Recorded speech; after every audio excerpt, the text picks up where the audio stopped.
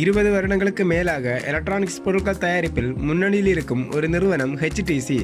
தைவானை சேர்ந்த இந்த நிறுவனம் சில வருடங்களுக்கு முன்பு இந்தியாவை மையமாக வைத்து சில ஸ்மார்ட் போன் மாடல்களை அறிமுகம் செய்தது.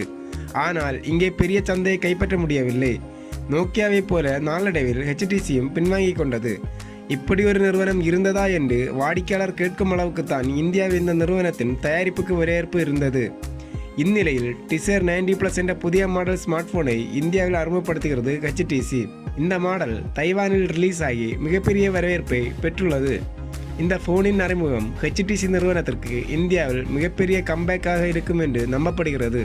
6.2 இன்ச்சில் HD display, 720x1512 pixel resolution, 13 MB primary சென்சாருடன் கூடிய மெயின் கேமரா, 8 MBL செகண்டரி சென்சாருடன் வைட் ஆங்கிள் லென்ஸ் பொருத்தப்பட்ட கேமரா, அத்துடன் 16 MBL செல்ஃபி கேமரா, ஒரு நாள் முழுக்க சார்ஜ் நிற்க 3850 mAh பேட்டரி திறன், 4GB RAM, 64GB RAM, finger print login வசதி, மீடியாடெக் ஹீலியோ B35 ப்ராசஸர் என அசத்துகிறது இந்த ஃபோன்.